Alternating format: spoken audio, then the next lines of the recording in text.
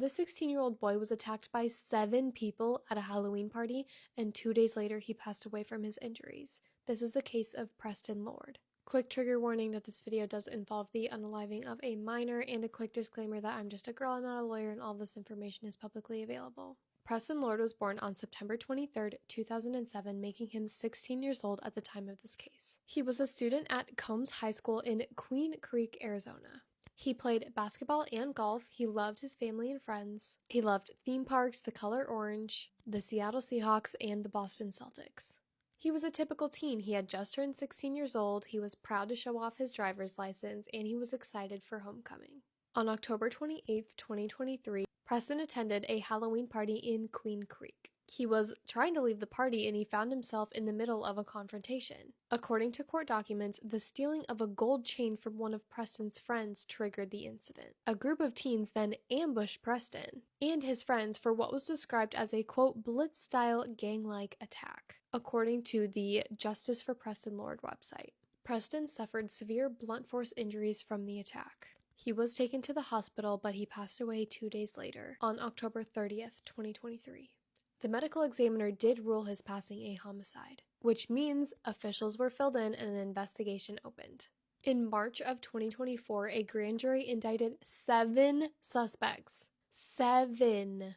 Did you hear? 7. They were all kids between 15 and 20 years old. These children were facing charges of first-degree and kidnapping. The suspects are alleged to belong to or to be affiliated with a group referred to in the media reports as the Gilbert Goons, who have been tied to multiple group-style attacks. Let's go through all these shit stains, shall we? First up is Talon Renner. He is 17 years old and is described in reportings to be a fighter. He was muscular, someone with aggression issues, and allegedly hid in his family's cabin after the attack. Investigators say Renner told someone over Snapchat, quote, "I got in a fight, I accidentally kid, I guess I'm just too strong," end quote.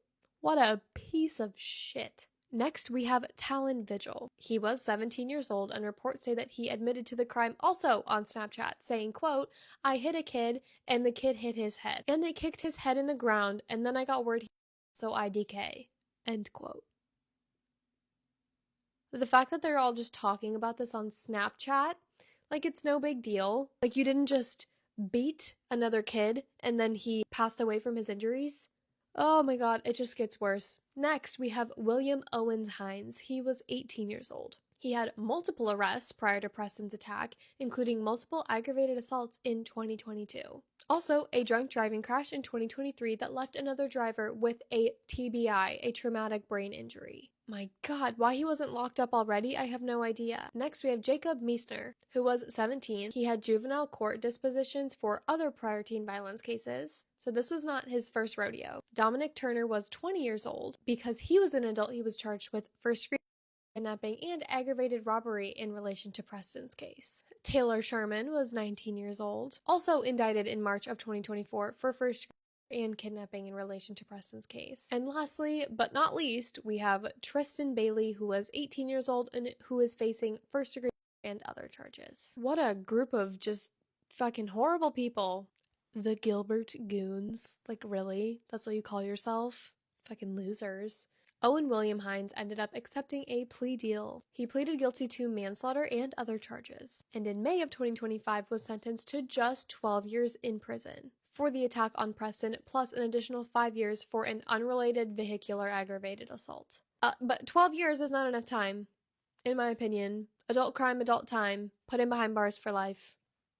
The remaining 6 defendants are scheduled for trial with a target date in 2026, but that could shift. And a lot of them continue to face the most serious charge of first-degree kidnapping. In the aftermath, Preston's family, his mother Autumn, his father Nick, his sister Tatum, and the community in the East Valley continue to honor his memory with monthly walks and have pushed for legislative change. In fact, Preston's Law was introduced in Arizona to strengthen penalties for group attacks, called swarmings, after his passing. Preston was a promising young man, with his whole life ahead of him. He had dreams, he loved his life, he loved his friends, and he should have gotten a chance to live it. I personally hope that everyone involved in the attack gets charged and is behind bars for life and rots in prison. forever. That is just absolutely terrible and awful, and my heart goes out to Preston's family. That's truly one of the worst things I think anyone could ever go through. That is everything I have on this case. I would love to hear your thoughts in the comments. I post true crime videos, so if you like this type of content, follow so you don't miss my next video, and please stay safe out there because you never know what's right around the corner.